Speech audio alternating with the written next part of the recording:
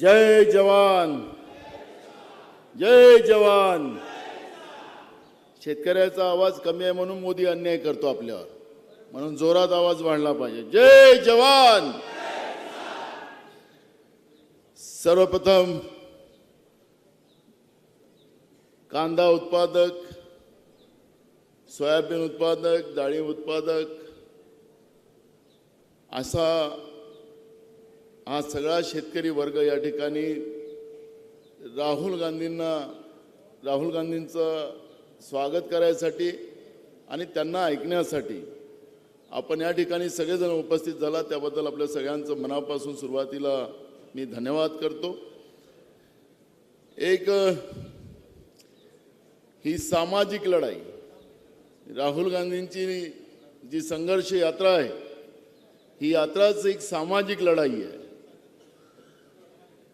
लोकांनी लोकांसाठी करायचं राज्य, आम्ही सर्व भारतीय या व्यवस्थेला जिवंत ठेवण्यासाठी, तुम्हा आम्हाला सगळ्यांना न्याय देण्यासाठी मणिपूर ते मुंबई अशी ही संघर्ष यात्रा राहुल गांधीजींची आपल्या चांदवड इथं आली आणि या चांदवड इथं शेतकरी मेळावा व्हावा ही अपेक्षा त्या ठिकाणी त्यांनी व्यक्त केली।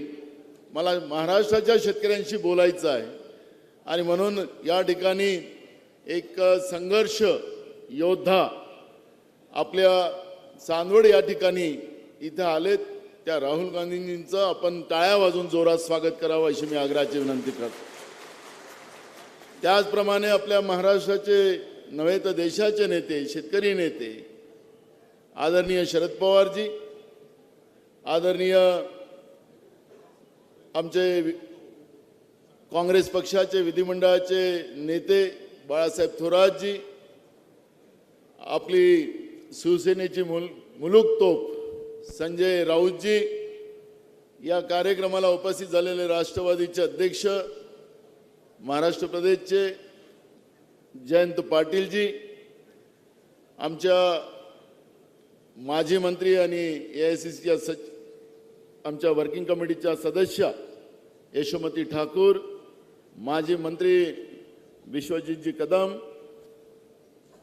उपस्थित आमचे ज्यांनी हा कार्यक्रमाचं आयोजन केलं ते या भागाचे लोकप्रिय माजी आमदार शिरीष कोतवालजी, आदरणीय मंचावर बसलेली सगळी नेते मंडळी, वेळ अपुरा असल्यामुळे मी सगळ्यांचं नाव न घेता उपस्थित झालेल्या माझ्या मोठ्या प्रमाणात या ठिकाणी शेतकरी माता, आमचे वडीलधारी मंडळी आणि सगळे युवक मित्र आणि पत्रकार बंधू, खरं तर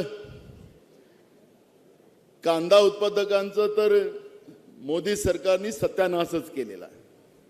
कांदा हा जीवनावश्यक व्यवस्थेमध्ये नाही, कांदा खाल्ला नाही तर काय फरक पडतं असं कोण म्हणतो? कांदा खाल्ला नाही तर काय फरक पडतो? कोणी म्हटलं? निर्मला सीतारामन म्हणजे भारताच्या अर्थमंत्री आहेत, त्यांनी सांगितलं, मोदींनी सांगितलं की तुम्ही सांगून टाका या कांदा उत्पादकाला की तुमचा कांदा खाल्ला नाही तर काही फरक पडत नाही। आता जो आमच्या कांद्याला अशा पद्धतीचं जीवनावश्यक वस्तूतून काढायचा प्रयत्न करत असेल, त्या भाजपचं काय करायचं? त्या भाजपचं काय करायचं? नाही, आपल्या जीवनातूनच त्याचा कार्यक्रम वाजवून टाकायचा। आम्हाला भाजप हा पक्षच माहीत नाही, निपटवून टाकायचा। या निवडणुकीमध्ये आपल्याला तोच प्रयोग करायचा आहे। ही महाविकास आघाडी या ठिकाणी उपस्थित झाली आणि या महाविकास आघाडीचा उद्देश एकच आहे की जी भाजप जी शेतकरी विरोधी आहे आणि या शेतकरी विरोधी व्यवस्थेमध्ये त्यांनी जे काही नुसतं कांद्यातच नाही, सगळ्या शेतकऱ्यांच्या विरोधात 3 काळ्या कायदे आणून ज्या पद्धतीनं शेतकऱ्यांनाच उद्ध्वस्त करायचा निर्णय केला आणि याच महाराष्ट्रामध्ये यवतमाळ या ठिकाणी येऊन 2014 मध्ये त्यावेळेचे गुजरातचे मुख्यमंत्री आणि आता देशाचे प्रधानमंत्री यांनी सांगितलं होतं की माझी पहिली सही, तुमच्या आशीर्वादाने देशाचा प्रधानमंत्री झालो तर माझी पहिली सही कर्जमाफीवर, शेतकऱ्यांच्या कर्जमाफीवर होईल असं सांगितलं होतं ना। शेतकऱ्यांचं उत्पन्न 2 पटीनं वाढवू, 1.5 पट त्याच्या शेतीला भाव देऊ, असं मोठं आश्वासन आपल्याला दिलं याच महाराष्ट्राच्या भूमीवर या संतांच्या भूमीवर आणि या संतांच्या भूमीवर येऊन पूर्ण देशाच्या शेतकऱ्यांना फसवलं, शेतकऱ्यांना उद्ध्वस्त करण्याचा निर्णय केला, तर महाराष्ट्राच्या शेतकऱ्यांनी हा संदेश देशाच्या शेतकऱ्याला देण्याची गरज आहे की आता मोदीजी तुमची जुमलेबाजी चालणार नाही. तुम्हाला उद्योगपत्यांचं कर्ज माफ करायचं असेल तर तुम्ही आपल्या काय केलं असेल तुम्ही पाप त्याचं भोगत बसा, पण शेतकऱ्यांच्या घामाचा पैसा, शेतकऱ्यांचं कर्ज माफ करायचं नाही. शेतकऱ्यांच्या घामाचा पैसा त्यांच्या मुठभर मित्रांचा कर्ज माफ करायसाठी केला जातो. ही भूमिका आम्हाला कोणालाही पटणारी नाही.